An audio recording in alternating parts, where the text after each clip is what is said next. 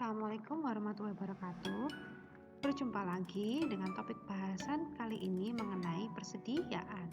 Kalau di video sebelumnya kita sudah membahas mengenai persediaan periodik, kali ini kita akan membahas mengenai persediaan perpetual. Sedikit overview mengenai persediaan. Persediaan adalah sejumlah barang jadi, bahan baku, dan barang dalam proses yang dimiliki perusahaan yang tujuannya untuk dijual atau diproses secara lebih lanjut. Dalam pencatatannya, ada dua metode untuk mencatat persediaan. Yang pertama, metode fisik atau periodik, yaitu dengan mengelola persediaan dan mencatat arus kas keluar dan arus kas masuk pada barang secara tidak terperinci. Sehingga untuk mengetahui jumlah persediaan harus dilakukan yang namanya stock opening atau penghitungan fisik.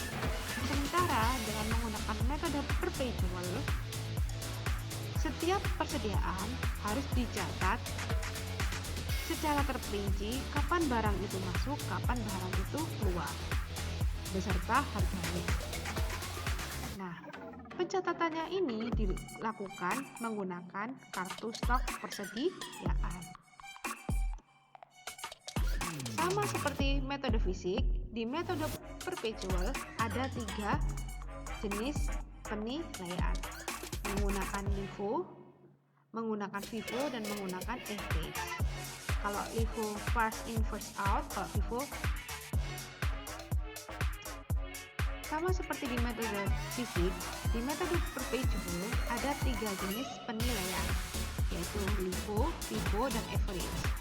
Kalau LIFO dia last in first out, yaitu barang yang terakhir masuk dia pertama keluar. Kalau FIFO first in first out, barang pertama masuk dia pertama keluar. Dan average dia menghitung rata-rata. Selanjutnya ada beberapa perbedaan antara metode fisik dan metode perpetual.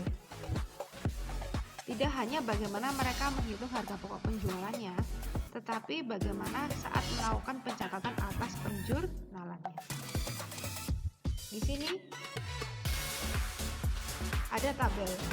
Saat melakukan pembelian barang dagang, penjurnalan menggunakan metode fisik, kita akan mencatat pembelian pada kas. Tapi di metode perpetual kita mencatatnya persediaan pada kas. Jadi sini bedanya ya. Kalau di metode perpetual dia pakainya persediaan, sementara fisik pakainya pembelian. Lalu saat melakukan penjualan barang dagang, saat metode fisik kita hanya menjuralnya kas pada penjualan. Tetapi di metode perpetual kita juga harus mencatat HPP dan persediaannya. Ini ada contoh soal yang dapat kita gunakan untuk membedakan bagaimana sih menggunakan metode FIFO dengan perpetual, LIFO dengan perpetual, dan average dengan perpetual. Di sini ada PT Doremi. Dia persediaan awalnya adalah 40 unit dengan harga 800.000 per unitnya. Dan ini ada transaksi-transaksi yang dilakukan selama bulan April. Jadi di sini nanti kita akan membuat bagaimana sih laba ruginya, yaitu laporan laba ruginya selama periode 1 April. Di tanggal 5 April dia membeli tunai 50 unit monitor dan harga per unitnya adalah 900.000. Jadi nanti karena dia tunai berarti kita ada kas yang kita perlu keluarkan. Lalu di tanggal 8 April dia melakukan pembelian lagi secara kredit. Berarti dia nanti adalah kita berhutang karena kita perlunya pakai kredit sebanyak 40 unit monitor dengan harga per unitnya masing-masing 1 juta. Lalu di tanggal 10 April kita melakukan penjualan secara tunai. Karena secara tunai berarti ada kas yang kita peroleh dan dijual sebanyak 70 unit monitor dengan harga per unitnya 1.200.000. Di tanggal 14 kita melakukan pembelian lagi secara kredit untuk 30 unit monitor yang masing-masing harganya 1.200.000. Karena menggunakan pembelian secara kredit berarti kita berhutang.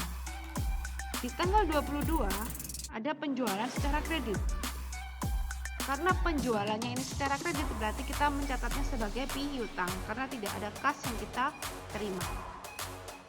Penjualan ini untuk 65 unit monitor dengan harga per unitnya 1.400.000. Yang pertama, kita akan melakukan pembahasan menggunakan metode FIFO. Di situ soalnya ada PT Doremi yang mempunyai persediaan monitor sebanyak 40 unit dengan harga 800. Nah, karena dia ada persediaan dan ini datanya di bulan April, jadi dia memiliki persediaan di bulan April. Persediaan ini langsung kita masukkan di saldo awal. Ada 40 unit dengan harga masing-masingnya 800.000. Kita totalkan menjadi 32 juta. Lalu kemudian di tanggal 5 April dia melakukan pembelian tunai sebanyak 50 unit dengan harga masing-masing 900.000. Berarti kita masukkan di kartu stok yaitu jumlah pembelian 50 unit dengan harga 900. Setelah itu kita lakukan penjurnalan. Karena dia belinya tunai, maka jumlahnya persediaan ada kas. Sesuai dengan total barang yang dibeli.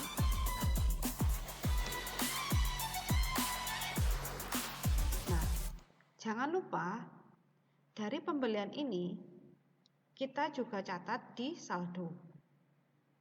Biar tahu pada saat tanggal 5 April berapa sih jumlah saldo atas barang persediaannya tadi. Di sini kita bisa lihat bahwa pada tanggal 5 April total ada 90 unit monitor dengan total nilainya 77 juta.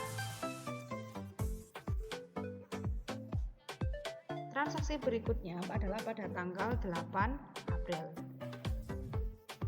Di situ dijelaskan bahwa dia melakukan pembelian secara kredit atas monitor sebanyak 40 unit, di mana masing-masing monitor harganya 1 juta.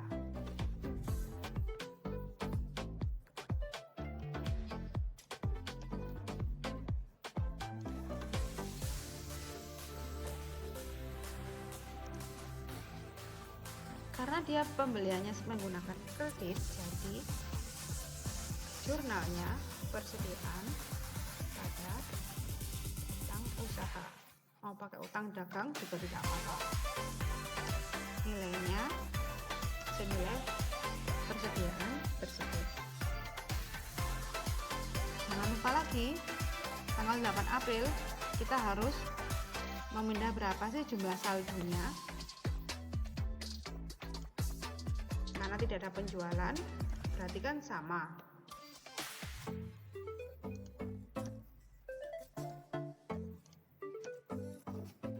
Kita tambahkan ada 40, tambahan 40 monitor, kemudian harganya 1 juta. Kalau kita totalkan, totalnya ada 130 barang di gudang jumlah persediaan monitor dengan total nilainya 117 juta.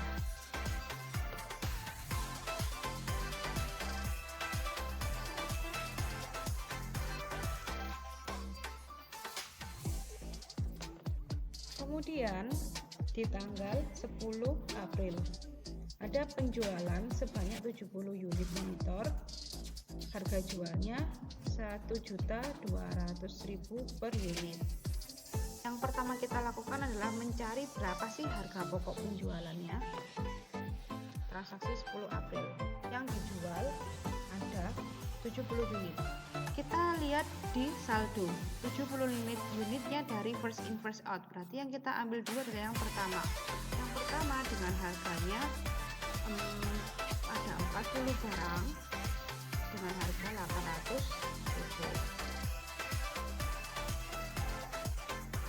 dijual 70 sudah kita tatak sebesar 40, sisanya ada 30 kita ambil dari yang dibeli pertama kedua, yaitu dengan harga 900.000. Maka di sini ada total 70 unit. Dapatnya dari mana? Ya ini 40 tambah 30 dengan HPP-nya 59 juta. Sisanya kita juga catat berapa sih barang yang tersisa. Persediaan awalnya tadi yang 40 sudah diambil, berarti kan yang 50 ini kita kurangkan dengan 30. Karena apa? Harganya kan sama tadi. Oke, kita cari. Setelah itu yang 40 unit dengan harga 1 juta kita juga pindahkan. Di sini kita bisa lihat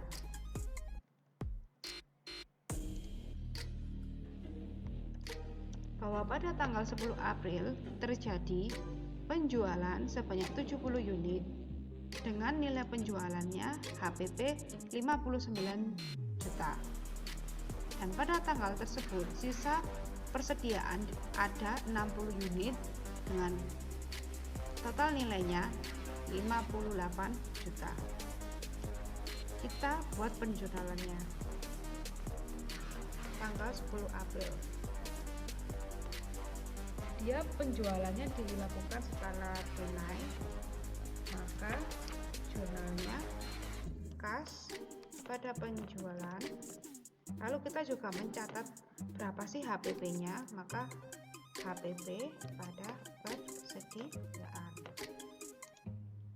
Kasnya sejumlah harga barang yang dijual tadi, yaitu 1.200.000 dikali total unitnya 70.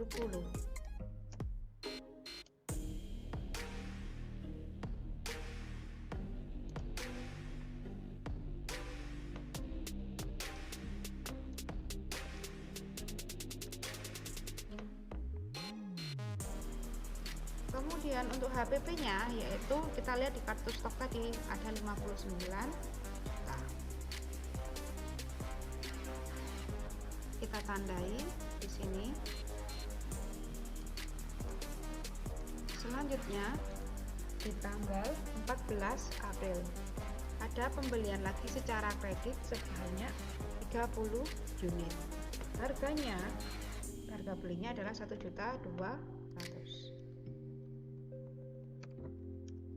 Nah, jangan lupa kita masukkan juga saldonya. Diurutkan dulu yang tersisa paling awal. 20 unit dengan harga 900, lalu 40 unit dengan harga 1 juta. Baru kita masukkan yang barusan dibeli tanggal 14, 30 unit dengan harga 1.200.000.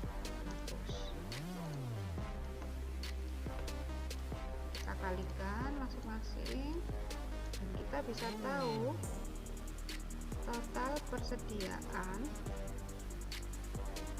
pada tanggal 14 April adalah 90 unit dengan nilai 94 juta. Kita lakukan penjualan. Karena pembeliannya dilakukan secara kredit, maka jurnalnya persediaan pada utang usaha.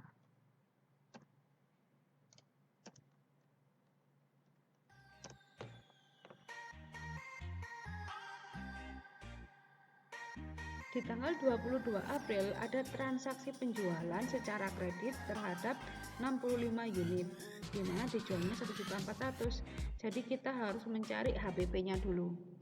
Dia menjual 65 unit.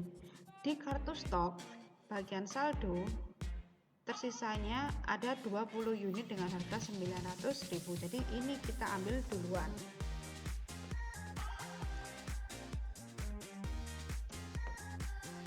unit dengan harga 900. 65 dikurangi 20, dia masih kurang 45 lagi.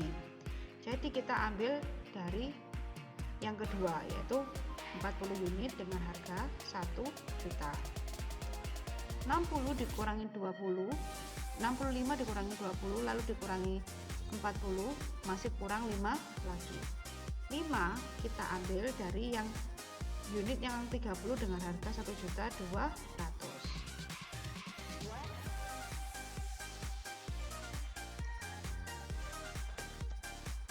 Kita kalikan.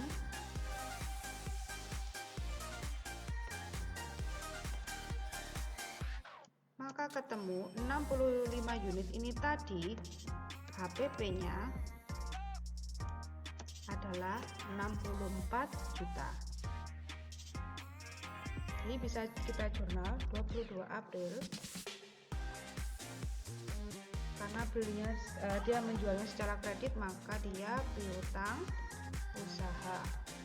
Pada penjualan nilainya senilai yang dijual 1.400.000 dikalikan jumlah unit yang dijual ada 65.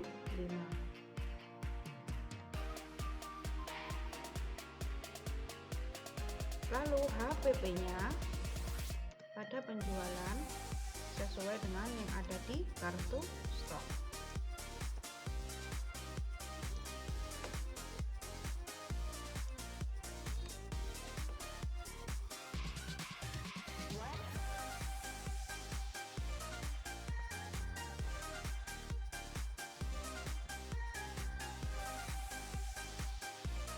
Dari sini kita juga harus mencatat berapa sih sisa barangnya. Nah, 90 tadi sudah diambil 65. Berarti kan tinggal di sini kan ya. Ada sisa 25 barang dengan harga 1.200.000. Maka HPP-nya maka sisa persediaannya ada 25 unit dengan total harga 30 juta. Nah, ini bentuk kartu stoknya dan ini cara dia penjurnalannya. Jika kita ingin tahu berapa sih nanti laba kotornya di laporan laba rugi, maka kita bisa masukkan ke dalam buku besar. Di sini ada buku besar penjualan dan harga pokok penjualan. Tadi ada kegiatan penjualan di tanggal 10 dan tanggal 22. Maka kita catat saja di tanggal 10 April ada penjualan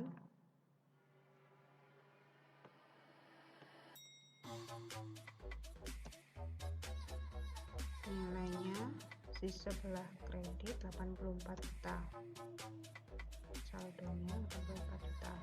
Lalu penjualan di tanggal 22 April senilai 91 juta. Jadi saldo penjualannya adalah 175 juta untuk bulan April. Lalu untuk harga pokok penjualannya di tanggal 10 April harga pokok penjualannya 59 juta dan tanggal 22 April harga pokok penjualannya 64 juta. Total saldo untuk penjualan di bulan April adalah 123 juta. Kita masukkan penjualan dan harga pokok penjualan di dalam buku besar ini ke akun laporan laba rugi. Penjualannya, ambil saldonya di bagian FIFO ada 175 juta. Lalu harga pokok penjualannya untuk metode FIFO adalah 123 juta. Jadi penjualan dikurangi dengan harga pokok penjualan, nanti jadinya adalah laba kotor. Ini dikurangi ya, 175 dikurangi 123. Laba kotornya yaitu 52 juta. Kita lanjutkan ke metode LIFO. Di sana kita tahu bahwa persediaan awal pada 1 April adalah 40 unit dengan harga masing-masing unitnya 800.000. Kemudian di tanggal 5 April ada pembelian barang yaitu 50 unit monitor dengan harga 900.000. Jadi totalnya persediaan di tanggal 5 April ada 90 unit barang.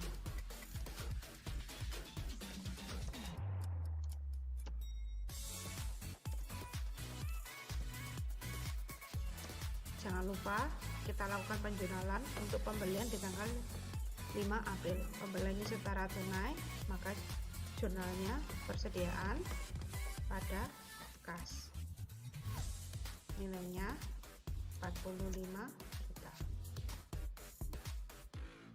Di tanggal 8 April ada pembelian secara kredit yaitu 40 unit monitor.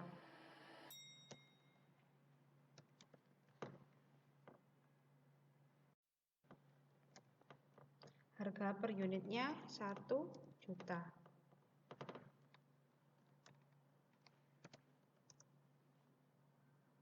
Jangan lupa kita catat juga berapa sih total untuk saldo barang pada 8 April. Sebelumnya ada 40 unit dengan harga 800, lalu 50 unit dengan harga 900, ditambah ini ada pembelian baru lagi 40 unit dengan harga 1 juta. Kita kalikan unit dan harga, lalu kita bisa lihat bahwa ada 130 unit dengan total harganya 117 juta.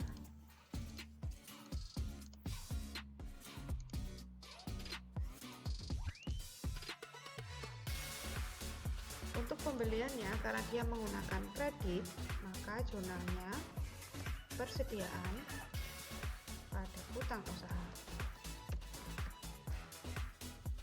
Nilainya 40. Saat terjadi pembelian, memang cara memasukkannya ke kartu stok itu hampir sama. Yang membedakan di sini kelihatan nanti ketika kita melakukan penjualan. Karena dia pakainya last in first out, berarti harga yang paling akhir dibeli, jadi dari bawah sini itu dia yang pertama kali harganya keluar. Nah, di tanggal 10 April dilakukan yang namanya penjualan. Yang dijual ada 70 unit. 70 unit kita ambil yang paling bawah, 40 dengan harga 1 juta.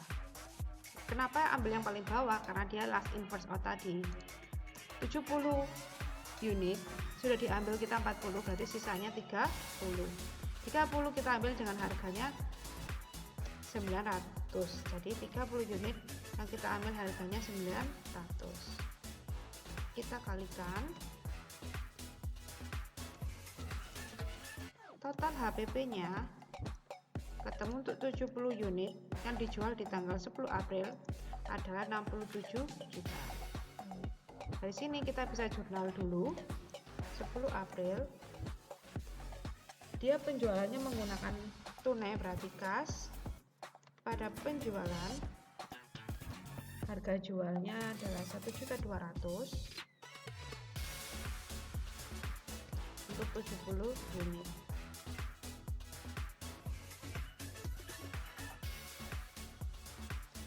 Kemudian HPP-nya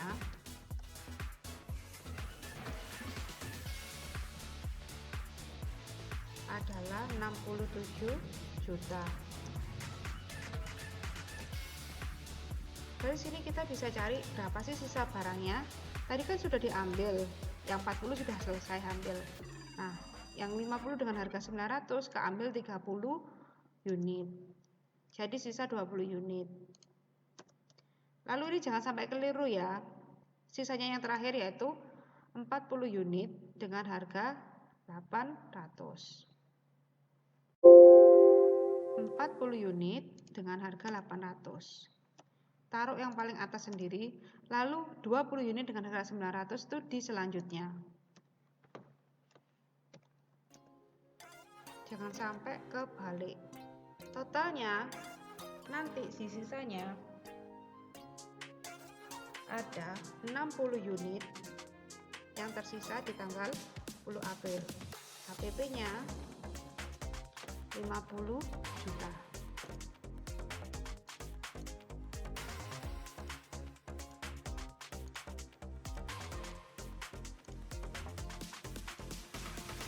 Jangan lupa biar nggak bingung, ditulis juga di jurnalnya untuk penjualannya dengan harga 1.200.000 untuk 70 unit. Selanjutnya kita ke soal tanggal 14 April. Di situ ada pembelian secara kredit untuk 30 unit monitor. Harganya 1.200.000 per unit. Saat memasukkan saldo, tetap urutannya sama.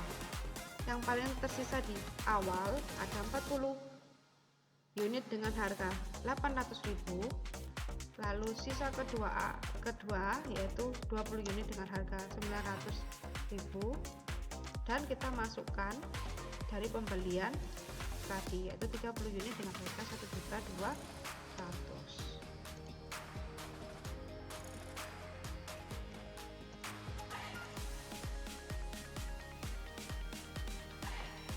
Nah, dari sini kita bisa lihat totalnya persediaan ada berapa sih? Totalnya ada 90 unit dengan nilai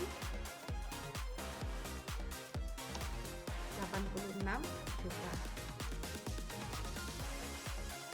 Kita lakukan penjualan untuk tanggal 14 April. Karena dia pembeliannya menggunakan kredit, maka jurnalnya persediaan pada utang usaha senilai 36 juta.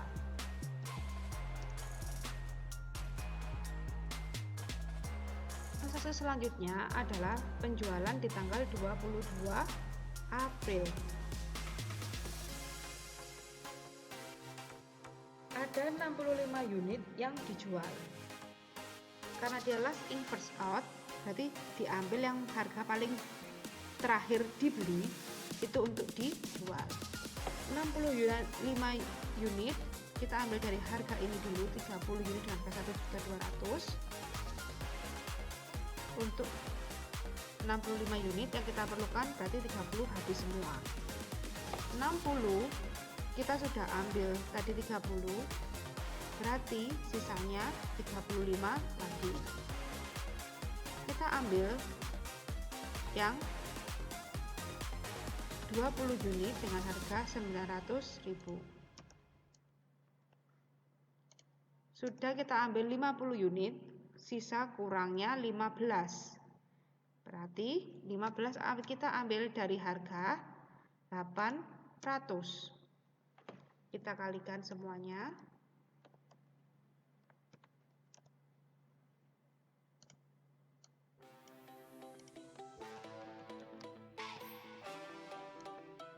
Kita jumlahkan unitnya, ada 65 unit dengan harganya HPP-nya 66 juta. Setelah itu kita lakukan penjurnalan. 22 April dia belinya maksudnya dia menjualnya secara kredit. Berarti jurnalnya piutang usaha pada penjualan untuk 65 unit dengan harga 1.400.000. Kemudian HPP-nya pada persediaan senilai 66 juta.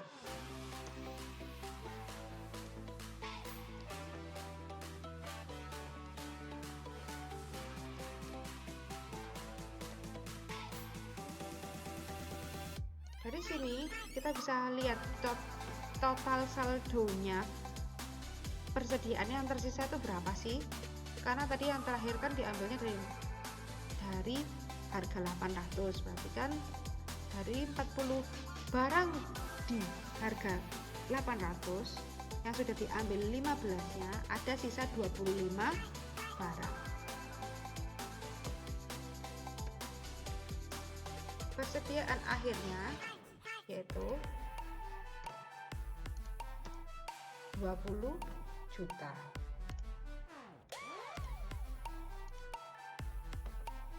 Kita coba masukkan di buku besar berapa sih penjualan dan berapa sih harga pokok penjualannya.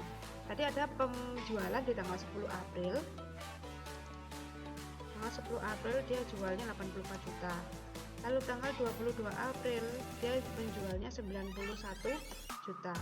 HPP di tanggal 10 April yaitu 67 juta dan HPP di tanggal 22 April yaitu 66 juta. Kita cari saldonya masing-masing.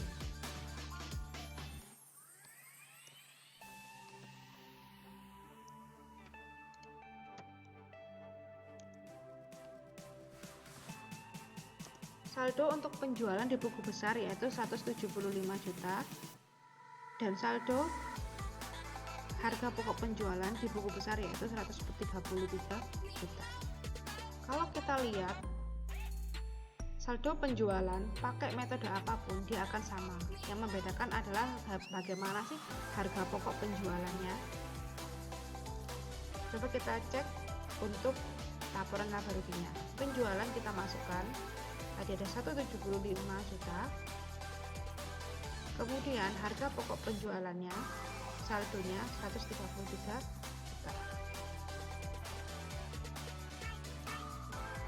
Harga pokok penjualan dia akan mengurangi. Maka laba kotornya yaitu 42 juta. Transaksinya sama, tapi kalau penggunaan metodenya berbeda, nanti labanya akan berbeda. Average ini adalah metode rata-rata. Jadi yang kita lakukan adalah menghitung berapa sih rata-rata setiap transaksi untuk pembeliannya nanti. Nah, yang pertama sama seperti tadi, yaitu kita menghitung dulu berapa sih persediaan awalnya.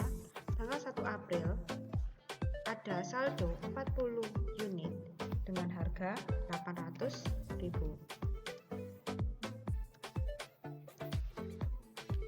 Kemudian tanggal 5 April dilakukan pembelian dengan harga 900.000 untuk 50 unit barang.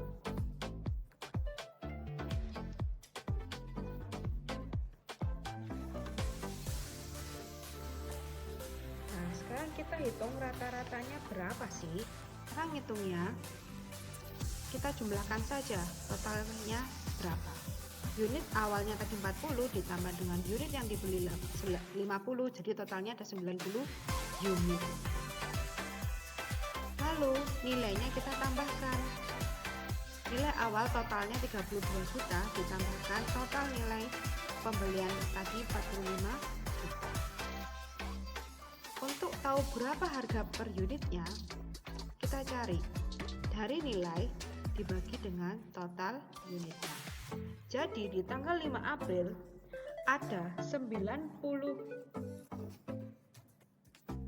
barang berupa monitor dengan harga masing-masing 855.556. Kemudian di tanggal 8 April ada barang yang kita beli yaitu 40 unit. Harga masing-masingnya 1 juta. Kita totalkan.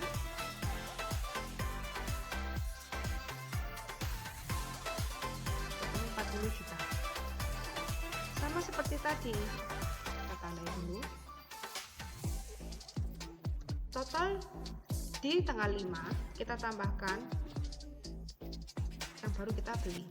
Lalu totalnya dari saldo sebelumnya kita tambahkan dengan saldo yang sudah kita beli. Di situ ada 130 unit dengan nilainya 117 juta. Baru kita cari harga per unitnya berapa, yaitu 117 juta dibagi 130 unit. Maka harganya akan berbeda. Makanya itu adalah metode rata. Sekarang kita melakukan penjualan. 5 April dia lakukan pembelian secara tunai, maka jurnalnya adalah persediaan pada kas sebanyak 15 juta. Lalu di tanggal 8 April ada pembelian persediaan dengan menggunakan kredit, jadi dia utang usaha, nilainya 40 juta. Sekarang kita melakukan jurnal saat melakukan penjualan. Kalau kita menggunakan metode rata-rata, kita nggak perlu memilah mana sih barang yang awal, mana sih barang yang akhir, karena harganya sama. Tanggal 10 April itu ada barang yang terjual sebanyak 70 unit. Maka harganya kita pakai harga rata-rata 70 unit tadi. Kita kalikan. Nah, ketemu HPP-nya 63 juta. Karena penjualannya tunai, maka 10 April jurnalnya adalah kas pada penjualan,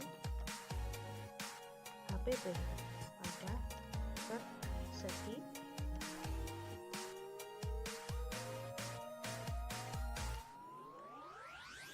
Yang dijual 1.200.000 dikalikan 70.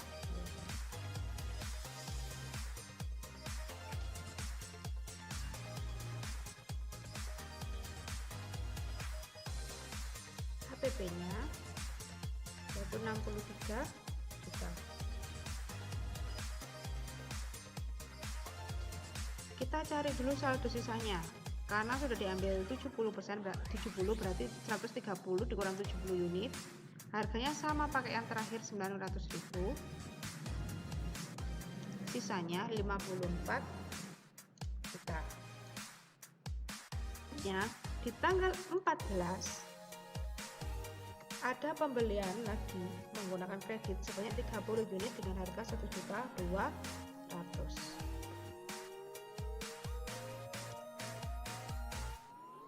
Kita hitung lagi, tadi sisanya 60 ditambah dengan 30, jadinya ada 90 barang. Lalu harganya kita tambahkan juga, harga saldo ditambahkan dengan harga pembelian. Lalu kita cari berapa sih harga per unitnya, ketemu 1 juta. Jangan lupa kita jurnal. 14 April dilakukan pembeliannya secara kredit, berarti jurnalnya persediaan pada utang usaha senilai 30 unit dikalikan 1 juta.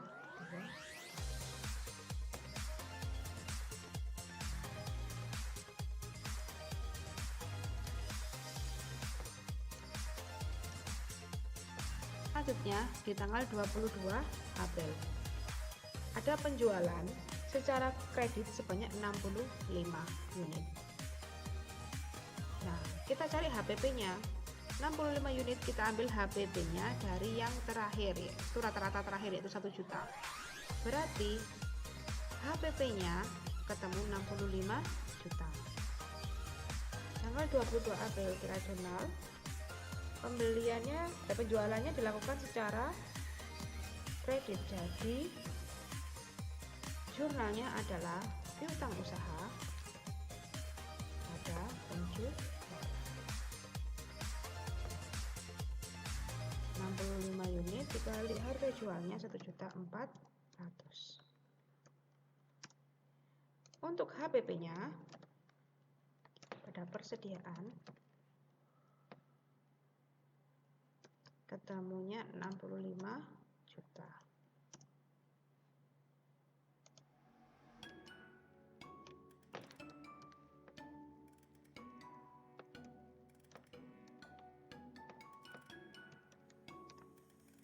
Lalu kita cari sisanya berapa sih yang ada di kartu stok. Oh, ada 25 barang yang tersisa dengan rata-rata per unitnya harganya 1 juta. Maka di kartu stok nilainya di saldo adalah 25 juta. Kita masukkan dalam buku besar penjualan tadi, penjualan di tanggal 10 dan penjualan di tanggal 22. Lalu HPP untuk penjualan di tanggal 10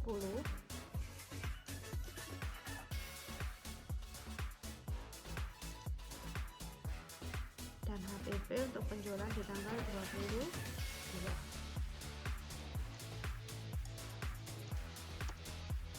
Kita cari saldonya.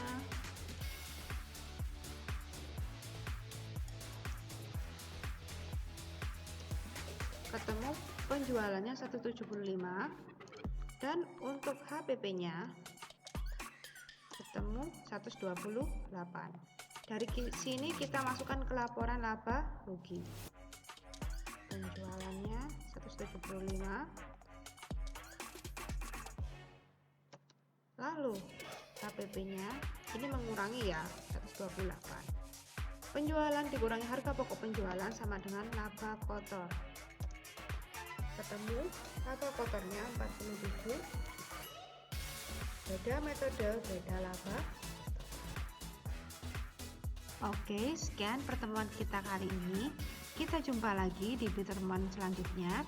Sampai jumpa. Wassalamualaikum warahmatullahi wabarakatuh.